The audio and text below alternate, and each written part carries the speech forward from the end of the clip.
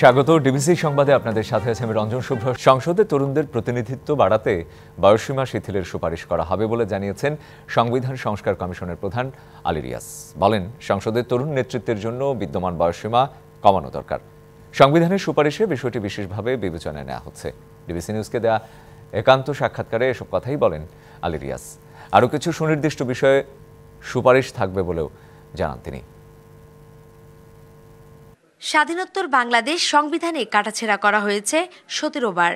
সংসদীয় ব্যবস্থা পাল্টে দিয়ে একদলীয় শাসন ব্যবস্থা যেমন পরিবর্তন করা হয়েছিল, তেমনি 2 বার সামরিক শাসনকে বৈধতা দেওয়া হয়েছিল সংবিধানের সংশোধনীর মাধ্যমে। বাংলাদেশের প্রতি অকৃত্রিম বিশ্বাস। শেখ হাসিনা সরকার পতনের পরে শপথ গ্রহণের মাধ্যমে রাষ্ট্র ক্ষমতা গ্রহণ করে নোবেলজয়ী অধ্যাপক ডক্টর মোহাম্মদ ইউনূসের অন্তর্বর্তী সরকার। সংবিধানের রক্ষণ। তারপর অন্তর্বর্তী সরকারে গঠিত বেশ কয়েকটি সংস্কার কমিশন বেশ কিছু নতুন প্রস্তাব নিয়ে কাজ শুরু করে। এর মধ্যে সংবিধান, নির্বাচন ব্যবস্থা, জনপ্রশাসন ও পুলিশ সংস্কারে বড়সড় পরিবর্তন আনার কথা ভাবছে কমিশনগুলো। এখন পর্যন্ত রাষ্ট্র সরকারে মোট 10টি কমিশন গঠন করা হলেও এই মুহূর্তে সবচেয়ে বেশি গুরুত্ব পাচ্ছে সংবিধান ও নির্বাচনী সংস্কারের বিষয়গুলো। তার মধ্যে সংবিধান সংস্কার কমিশন কাজ শুরুর পর পঞ্চদশ সংশোধনী বাতিল, আনুপাতিক হারে ভোটের বিধান, দ্বিকক্ষ বিশিষ্ট সংসদ চালু, প্রধানমন্ত্রীর ক্ষমতা কমানো সহ সংবিধানে বেশ কিছু পরিবর্তনের সুপারিশ দেবে সংবিধান সংস্কার কমিশন। যে কোনো দ্বিকক্ষ বিশিষ্ট পার্লামেন্টের প্রধান লক্ষ্য হচ্ছে যেন একচ্ছত্রভাবে কোনো দলের আধিপত্য জনগণের অধিকার এবং জনস্বার্থ বিরোধী কোনো রকম আইনি প্রক্রিয়ার মধ্যে না যেতে পারে। বলেন, তরুণদের সংসদে আনুপাতিক হারে বেশি সংখ্যক অংশগ্রহণের বিষয়টি তাদের সুপারিশে বিশেষ গুরুত্ব পাচ্ছে। সংসদে তরুণদের প্রতিনিধিত্ব বাড়ানো দরকার এবং তার একটা পথ পদ্ধতি তৈরি করা দরকার। বিশেষ করে সংসদ সদস্য যে বয়স নির্ধারিত হয়েছে, আমরা মনে করি যে এটা আসলে কমানো দরকার। সবার মতামতের ভিত্তিতে 7 জানুয়ারি সরকারের কাছে সুপারিশ জমা দেবে সংবিধান সংস্কার কমিশন। 7 জানুয়ারির মধ্যে আমাদের প্রতিবেদন দিতে হবে। নূপুর মাহমুদ, ডিবিসি নিউজ, ঢাকা। যুক্তরাষ্ট্রে $300 মিলিয়ন পাচারের অভিযোগে সাবেক প্রধানমন্ত্রী শেখ হাসিনা এবং তার ছেলে সজীব ওয়াজেদ জয়ের বিরুদ্ধে অনুসন্ধানের সিদ্ধান্ত নিয়েছে দুর্নীতি দমন কমিশন দুদক। সকালে শেখ হাসিনা ও জয়ের বিরুদ্ধে অর্থ পাচারের অভিযোগে অনুসন্ধানের সিদ্ধান্ত নেয় কমিশন। দুদকের আমলে নেয়া অভিযোগে বলা হয়েছে, সম্প্রতি সাবেক প্রধানমন্ত্রী শেখ হাসিনা ও ছেলে সজীব ওয়াজেদ জয়ের বিরুদ্ধে প্রাথমিক একটি তদন্ত করেছে federal bureau of investigation FBI। 2014 সালে যুক্তরাষ্ট্রে রিজভী আহমেদ নামে এক ব্যক্তি শেখ হাসিনা ও জয়ের বিরুদ্ধে আর্থিক কেলেঙ্কারির অভিযোগ প্রথম নজরে আনেন। জয়ের নামে থাকা হংকং ক্যামন্স আইল্যান্ডের বিভিন্ন ব্যাংক অ্যাকাউন্ট থেকে স্থানীয় মানি এক্সচেঞ্জের মাধ্যমে যুক্তরাষ্ট্র ও লন্ডনে বিভিন্ন ব্যাংকে টাকা পাঠানোর তথ্য উঠে এসেছে। এর আগে 9 প্রকল্পে 80,000 কোটি টাকা অনিয়ম ও দুর্নীতির অভিযোগে সাবেক প্রধানমন্ত্রী শেখ হাসিনা ও তার বোন শেখ রেহানা, ছেলে সজীব ওয়াজেদ জয় ও মেয়ে টিউলিপ সিদ্দিকের বিরুদ্ধে অনুসন্ধানের কাজ শুরু করে দুদক। সাবেক প্রধানমন্ত্রী শেখ হাসিনার বিরুদ্ধে ইন্টারপোলের রেড নোটিশ জারির বিষয়ে সব নথি পাঠিয়েছে আন্তর্জাতিক অপরাধ ট্রাইব্যুনাল। রবিবার ট্রাইব্যুনালের চিফ প্রসিকিউটর মোহাম্মদ তাজুল ইসলাম গণমাধ্যমকে এই তথ্য জানান। রেড অ্যালার্টের ব্যাপারে আমাদের দিক থেকে ফর্ম ফিল আপ করে আমরা পাঠিয়েছি, কিন্তু ইন্টারপোল এটা অ্যাক্টিভ করেছে কিনা সেইটা তথ্য আমার কাছে নাই। এটা স্বরাষ্ট্র মন্ত্রণালয় অর্থাৎ পুলিশের IGP অফিস এটা বলতে পারবে। সুতরাং সরকারের কাছে আমরা তথ্যাদি প্রেরণ করেছি।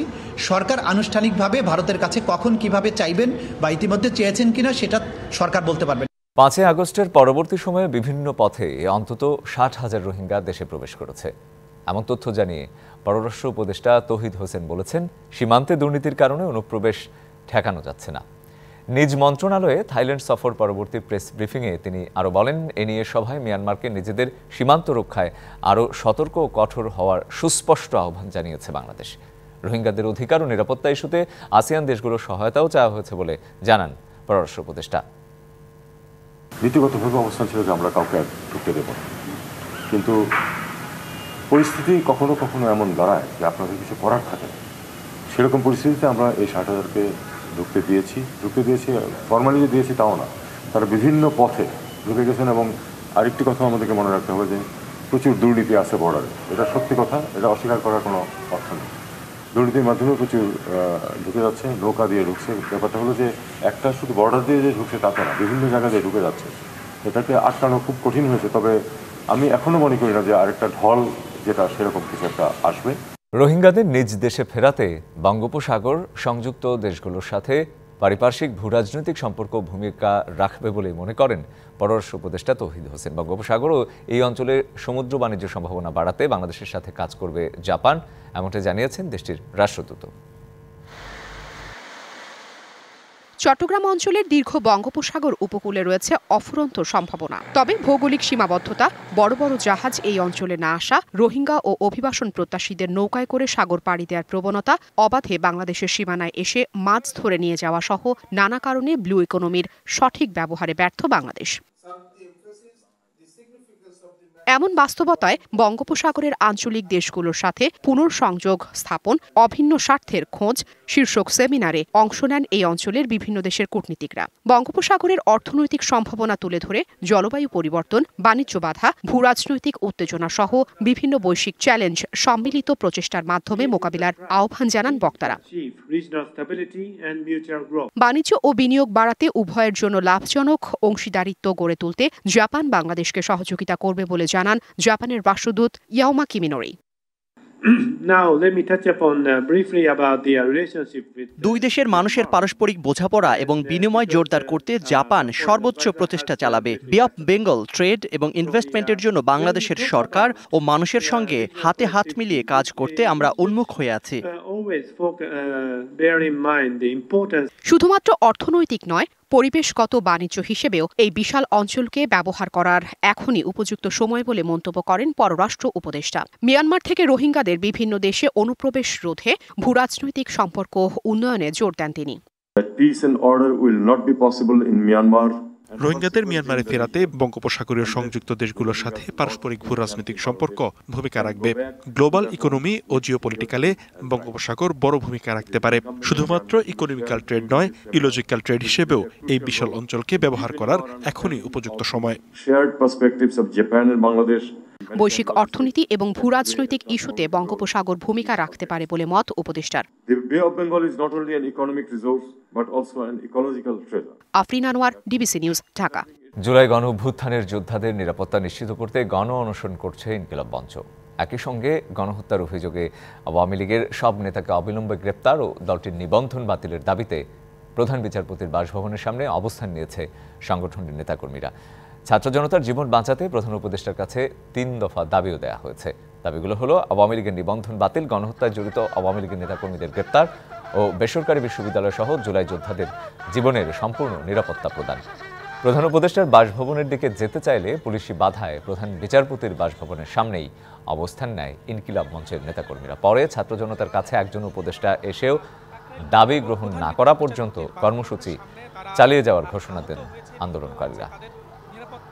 এখন পর্যন্ত কেন্দ্র থেকে সরকারি কোনো গত 7 দিনের মধ্যে অন্তত 7 জন ছাত্রকে তারা মেরে ফেলেছে আওয়ামী সন্ত্রাসীরা এবং অনেককে হত্যার উদ্দেশ্যে হামলা করেছে।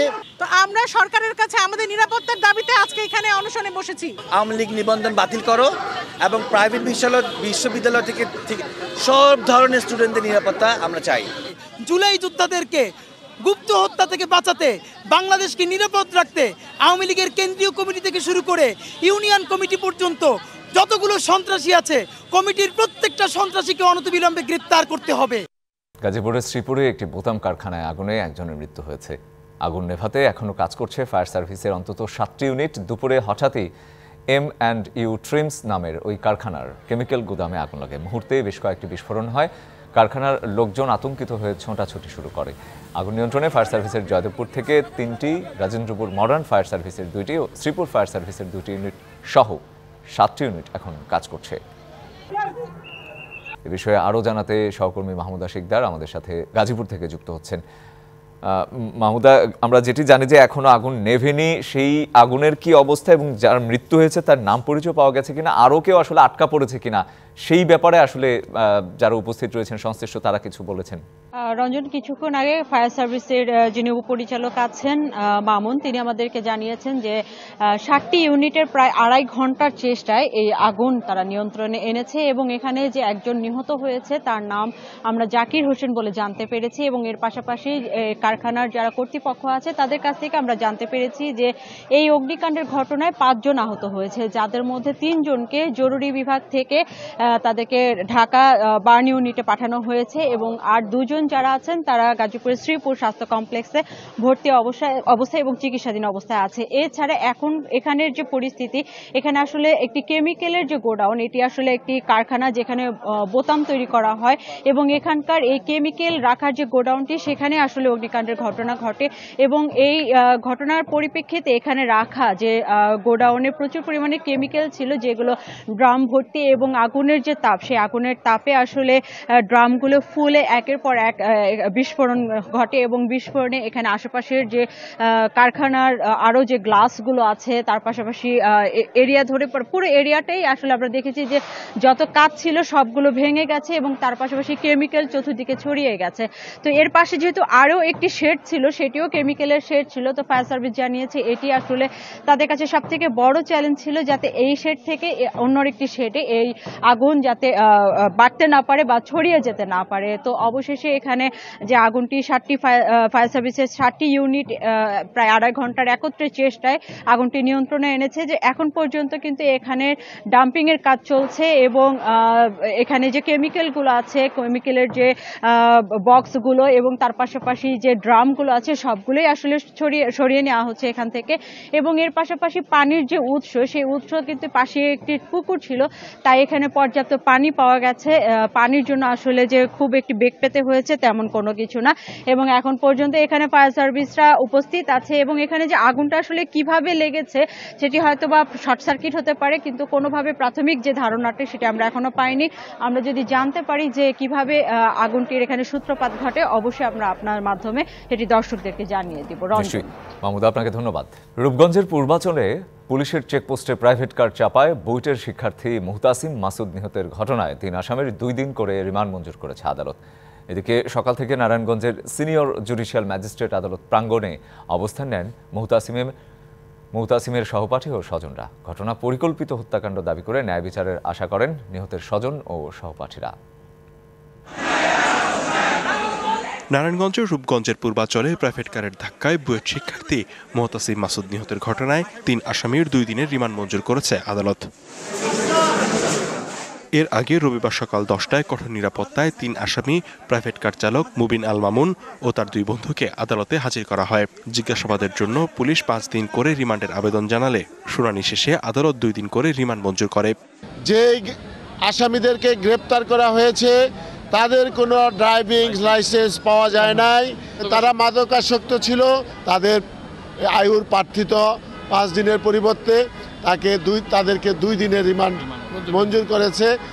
তো আমরা চাই এই মামলাটি সুষ্ঠু তদন্ত হোক। এদিকে ঘটনার ন্যায় বিচারের দাবিতে জেলা আদালত প্রাঙ্গণে অবস্থান নেন নিহত মুহতাসিম মাসুদের সহপাঠী সহ স্বজনরা। মদ খাইয়ে গাড়ি চালিয়ে একেবারে ফেসে জায়গায় মেরে ফেললো, যেন এইরকম আর এই ধরনের কাজ না হয়। এই হত্যা মামলার যাতে সুষ্ঠু বিচার হয়, আমরা এটাই আশা করি সাধারণ শিক্ষার্থীরা, এবং আর কোনো মায়ের কোল যাতে ফাঁকা না হয় এই দিকেও সরকারের যথাযথ পদক্ষেপ যাতে নেয় সেদিকেও আমরা দৃষ্টি আকর্ষণ করি। বৃহস্পতিবার গভীর রাতে পূর্বাচল উপশহরের 300 ফুট সড়কে প্রাইভেট কার চাপায় রূপগঞ্জ পুলিশের চেকপোস্টে দাঁড়িয়ে থাকা বুয়েট শিক্ষার্থী মুহতাসিম মাসুদ মারা যান। গুরুতর আহত হন সহপাঠী মেহেদী হাসান খান ও Amit Sahab. DBC news desk. Ijtema মাঠে সংঘর্ষের ঘটনায় সাতপন্থী নেতা মোয়াজ বিন নূরের 3 দিনের রিমান্ড মঞ্জুর করেছে গাজীপুর চিফ মেট্রোপলিটন আদালত। পুলিশের পক্ষ থেকে 7 দিনের রিমান্ড চাইলে আদালত শুনানি শেষে 3 দিনের রিমান্ড মঞ্জুর করে। সকালে মোয়াজ বিন নূরকে এজলাসে নিয়ে যাওয়া হয়। গেল শুক্রবার ভোর 4টার দিকে রাজধানীর খিলক্ষেত এলাকা থেকে নূরকে গ্রেপ্তার করা হয়। পরে তাকে মেট্রোপলিটনের টঙ্গী পশ্চিম থানায় হস্তান্তর করা হয়। শীত বাড়ার সাথে সাথে খেজুরের রস সংগ্রহে ব্যস্ত জয়পুরহাটের গাছিরা। রস দিয়ে তৈরি হচ্ছে গুড় পাটালি ও পিঠা পায়েস। এখানকার গুড়ের মান ভালো হওয়ায় স্থানীয়দের পাশাপাশি দেশজুড়ে রয়েছে জনপ্রিয়তা। সুস্বাদু এই গুড় কিনতে দূর দূরান্ত থেকে ছুটে আসছেন ক্রেতা ব্যবসায়ীরা। পৌষের শীতের তীব্রতার সাথে সাথে বাড়ছে জয়পুরহাটের গাছিদের ব্যস্ততা। সকালে কনকনে শীত উপেক্ষা করে গাছিরা কাটছেন খেজুর গাছ। বিকেলে বসানো হচ্ছে হাঁড়ি, পরদিন ভোরে মেলে হাঁড়ি ভর্তি খেজুরের সুমিষ্ট রস। সংগ্রহ করা রস উত্তপ্ত আগুনে ফুটিয়ে টানা কয়েক ঘন্টার পরিশ্রমে তৈরি করা হয় সুস্বাদু গুড়। একটি খেজুর গাছে উৎপাদিত রস থেকে মৌসুমে ১৫ থেকে ২০ কেজি গুড় তৈরি করা যায়। বাজার দর ভালো হওয়ায় লাভবান গাছি ও গুড় ব্যবসায়ীরা। ৫ জন গাছ কাটি, ৫ জনের রস হয় ২০-৩০ মণ, গুড় হয় ১২০ কেজি, পাইকারি সেল দিয়ে ১৭০ টাকা, খুচরা বেশি ২০০ টাকা। প্রতি বছরই এখানে গুড় করার জন্য আসি। এখানে প্রচুর চাহিদা, গুড়ের চাহিদা অনেক চাহিদা। এখানের খেজুর রস থেকে তৈরি ভেজালমুক্ত গুড় মানসম্মত ও সুস্বাদু হওয়ায় স্থানীয় চাহিদা মিটিয়ে চলে যায় দেশের বিভিন্ন প্রান্তে। পাটালি গুড় কিনতে এসেছি, খেজুরের খুব ভালো গুড় পাওয়া যায়, পিঠা, পায়েস, পুলি এগুলো বানানোর জন্য এই গুড় সবাই ব্যবহার করে। গুড়গুলো একদম মানে ন্যাচারাল আর কি, যে কারণে সবাই নেই। স্বাস্থ্যসম্মত গুড় তৈরিতে গাছিদের সহায়তা ও পর্যবেক্ষণ করছে কৃষি বিভাগ। কৃষকরা যাতে স্বাস্থ্যসম্মত উপায়ে এই গুড়টা তৈরি করতে পারে এবং এই খেজুর রসটা যাতে কোনো অবস্থায় বন্য প্রাণী বা বাদুড় জাতীয় কোনো পাখির সংস্পর্শে না আসতে পারে, এই জন্য কৃষকদেরকে পরামর্শ দিয়ে যাচ্ছি। সরকারি প্রণোদনা পেলে সম্ভাবনাময় এই খাত আরও এগিয়ে যাবে বলে আশা সংশ্লিষ্টদের। DBC news desk. আবারও অস্থির ডলারের বাজার। ব্যাংকে ডলার সংকটের প্রভাবে লেনদেন বন্ধ রাজধানীর এক্সচেঞ্জ হাউসগুলোতে। বাংলাদেশ ব্যাংকের নির্দেশনা মানছে না কোনো এক্সচেঞ্জ হাউস। কালো বাজারে প্রতি ডলার বিক্রি হচ্ছে ১২৮ টাকায়। প্রতি ডলারের বিনিময় হার ৮ টাকা বেড়ে যাওয়ায় এর প্রভাব পড়বে আমদানি করা সব পণ্যেই। ফলে রমজানে আরেক দফায় জিনিসপত্রের দাম বাড়বে বলেই আশঙ্কা আমদানিকারকদের। রবিবার রাজধানীর ফকিরাপুলের এক্সচেঞ্জ হাউসগুলো ঘুরে দেখা গেছে ডলার বিক্রি প্রায় বন্ধ। ক্রোনেল প্যাক পদ্ধতিতে এসব এক্সচেঞ্জ হাউসের প্রতি ডলার কেনার কথা ১২০ টাকা ৫০ পয়সা দরে। বিদেশগামী যাত্রী বা বৈধ ক্রেতার কাছে তা বিক্রি হওয়ার কথা ১২১ টাকা দরে। তবে বাস্তবতা হলো কেন্দ্রীয় ব্যাংকের এ দরে বাজারে মিলছে না ডলার। বাড়তি টাকা দিলে প্রতি ডলার কেনা যাচ্ছে ১২৮ টাকা করে। প্রমোদনা ওদের বেড়ে গেছে, ওখান থেকে ওরা পাঠাইতে পারে আরো বেশি দামে। আমাদের এখানে যে দাম চলতেছে এই দামে আমরা এখন কিনতেও পারতেছি না। এই পর্যন্ত কোনো কাস্টমার বিক্রি করতেও আসে না, কিনতেও আসে না, বসে আছে একা একা। খোলা বাজারের এ অস্থিরতার ছোঁয়া লেগেছে ব্যাংকেও। বাজার চড়া হওয়ায় ব্যাংকগুলোতেও দেখা দিয়েছে ডলার সংকট। এতে করে বিপাকে পড়েছেন আমদানিকারকরাও। সংকট উত্তরণে ডলারের বিনিময় হার পুরোপুরি বাজারের উপর ছেড়ে দেওয়ার দাবি এক্সচেঞ্জ হাউসগুলোর। আমাদেরকে ধরে রাখা হয়েছে একটা দামে, আমরা রিপোর্ট করতেছি একটা দামে, কিন্তু মার্কেটে আমরা ডলার পাচ্ছি না, চলে যাচ্ছে কালো বাজারে।